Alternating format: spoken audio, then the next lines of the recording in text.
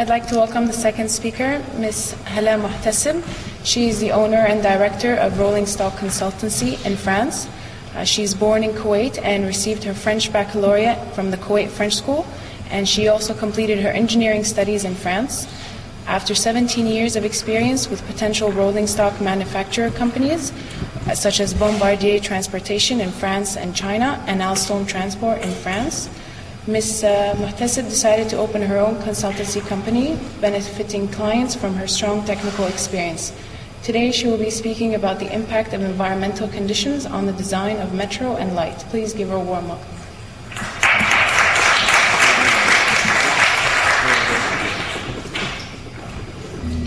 Assalamu alaikum. Good morning, everybody. I would like, first of all, to thank Pro Media for inviting me.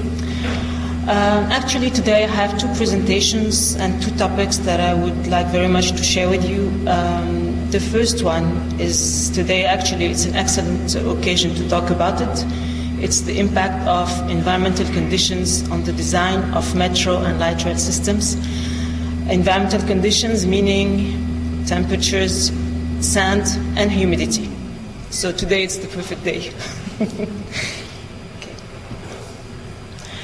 So before going into details into the presentation, I would like just to give you some guidelines of my presentation.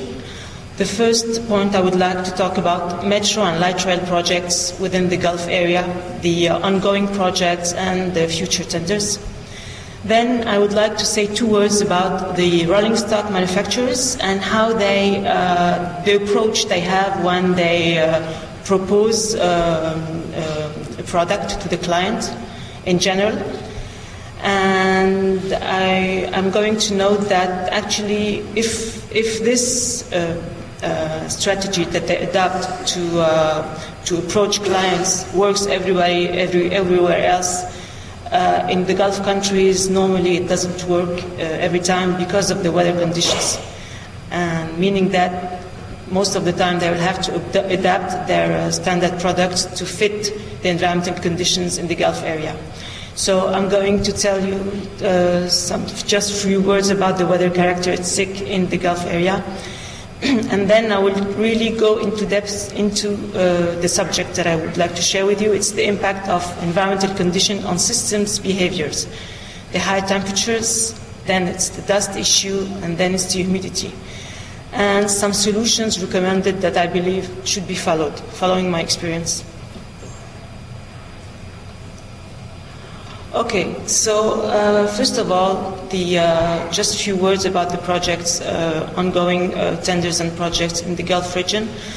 The rapidly growing population and severe traffic congestion in the Gulf countries implies that there's a big need to build an urban rail system to provide additional public transportation capacity and to provide infrastructure for additional development. So as you can see, there are many projects and tenders in the Gulf area, which is excellent opportunities for Gulf countries. Some of them are ongoing, and all the others are actually under tendering or pre-tendering process. So Saudi Arabia, of course, there's already a project going on. It's the Mecca Metro. Kuwait, Bahrain, Qatar, and Abu Dhabi. These are the mains. So just a few words about the projects, metro projects that are already ongoing in the Gulf area. First one is the Dubai Metro. It has been operated since 9th of September 2009. It's a 5-car train set, fully automatic driverless trains.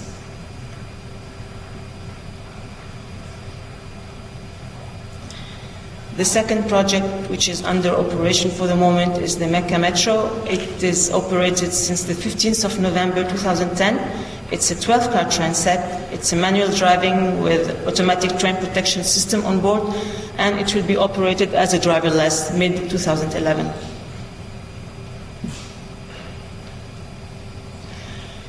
Okay, so now it's just a few words about the ongoing tenders in the Gulf region. Of course, the first one that I would like to talk about is the Kuwait 4 metro lines projects. The second one is Dubai. In Dubai, there's El Safouh tramway project that I personally worked on a few years ago. It has progressed a lot, but has been stopped for, let's say, political or economic reasons, and now the design is launched again, and there is a prototype that exists already and a mock-up for the vehicle. There is also the Abu Dhabi Metro and LRT projects. It's a huge master plan, and it is still under, let's say, pre-tendering process. So in Qatar, as everybody knows, there's the Metro and LRT projects, especially the Metro for the World Cup in 2022. Okay, so I would like to talk about the rolling stock manufacturer, just a few words. No hard feelings for any rolling stock manufacturer, just in general. So the strategy that they usually adapt in order to approach a client is to offer the best product with a lower price, because competition is very tough. We all know that the three most important rolling stock manufacturers all over the world are Bombardier, Alstom, and Siemens. But now there are many other rolling stock manufacturers from China, from Korea, from Spain that are coming and that are ready to completely decrease and scratch the price in order to win the tender. This usually works very well all over the world, but the problem is that what they do all over the world is that they just customize, they suggest and they propose their product, standard products, and they just customize the interior and exterior design in order to fit with the taste of the client. This works usually very well all over the world. However, they have realized that in the Gulf area it doesn't work like it should be, because they cannot just take a product like this from the shell and just put it in the Gulf area and say, you take it or you leave it. It doesn't work that way. For the main reason is that the environmental conditions, like the high temperature, the sand, and also the humidity, it's our big constraints, and they will have to adapt and sometimes to modify completely their subsystems in order to fit with the environmental conditions of the country. So I'm going to talk, to give you some brief words about the weather conditions in the Gulf area. I will talk about the high temperatures, the dust. There are some unexpected sandstorms in Kuwait, for instance. The latest, biggest ones was 25th of March this year, and also the high level of humidity in Khartoum, especially in the United Arab Emirates. So I will take three examples. I'm going to talk about Kuwait, Dubai, or United Arab Emirates, and then Saudi Arabia. So as you can see on the curve here, it's difficult.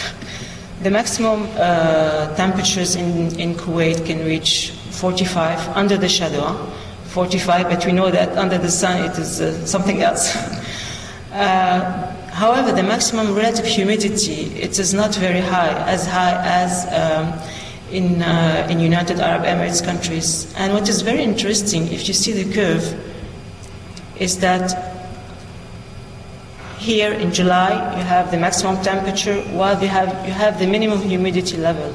So this is a very important couple of data to take into account.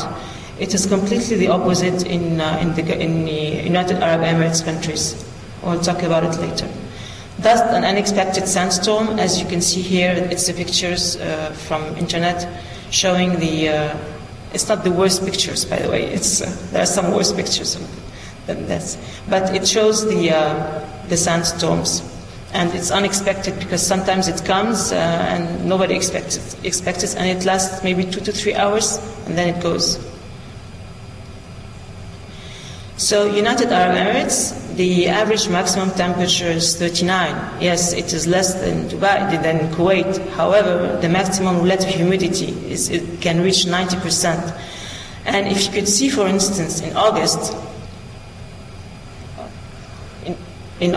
here, you have 39, but you have an average maximum humidity of 82.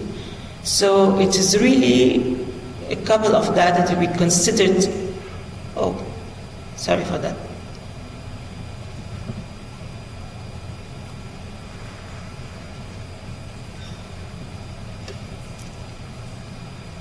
Sorry for that. So it's data to be considered.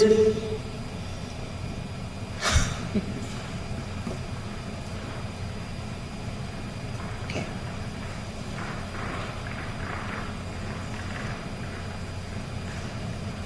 Okay. So sorry for that. So it's very important data, the temperature and the humidity to be considered in the design of systems on board the train. Also, there are some sandstorms also in the UAE. The latest one, it was the one that hit Kuwait, that went until the United Arab Emirates. It was on the 27th of March 2011. Saudi Arabia, so the highest average temperatures, as you can see, it's 45 under the shadow. However, same situation as in Kuwait. If you can see also, the maximum relative humidity is 40%, but if you take the, in July, for instance, where the temperature is very high, the maximum relative humidity is very low. So this is good, a good thing to have. Okay, so before going into depth into the subsystems of the on board the train and the impacts that environmental conditions have on the systems on board the train, I would like just to give you standard distributions of equipments on board the train. For the metro, as you can see, almost all the equipments are under the frame. So you have the bogie, the brake pads and the motor, and then you have the traction system, the braking system, auxiliary inverter and braking resistor, and all the automatic train control antenna. And on the roof you have the air conditioning systems and all the antenna related to the radio, etc. So these are really the main systems. There are also, of course, other systems like obstacle detection system. It depends on the client's requirements, but these are the essentials one. For the LRT system, for the tramway system, most of the equipments are on the roof for a simple reason, is that the floor is very low, so the equipments cannot be installed under the frame. So most of the equipments, as you can see, are on the roof. So you have the air conditioning system, the radio antenna, traction system, braking system, and all the other systems that are vital for the train to be operated. You have the bogie under the frame. The only equipments that you have are the bogie with the brake pads, the motors, and also other antenna related to maybe train protection. Okay, so now we'll go into deep explanations of the impact of the environmental conditions on the systems itself. So high temperatures. When I say high, it's over 50 degrees. Impact of operation of system. It has an impact on the operations of system, that all the system that includes electronic components. Because, as you know, electronic components, most of the rolling stock manufacturers, they manufacture their equipments and the electronic components according to European standards. And European standard, they just guarantee the good operation of the electronics until maximum 45 to 48 degrees. Over that, they cannot guarantee anything. So the high temperature, if it reaches over 50 degrees, it can lead to the failure or to the cutoff of the system. So this means that the client, the operator of the train, will have to increase the curative maintenance operations on the train itself. So this also costs a lot. So the main system concerned by this cutoff, probability of cutoff of the electronic of the electronic components are the air conditioning system. Actually, it's all the systems that contain electronics, like air conditioning system, the traction system, the braking system, and the auxiliary inverter. The dust issue. So the dust issue has an impact on operations of systems, including sand filters. So if there's a lot of dust, for instance, let's take today, the example of today, it is dusty. Maybe it's not very dusty for Kuwaiti local people, but it's dusty. Even in the house, you have an air conditioning system, you feel that you're breathing sometimes dust. So this means that the filter itself is completely fill up, and it has to be cleaned in order to be able not to let the dust enter. So this can lead to the failure, the cutoff also of the system, because the system put itself in a security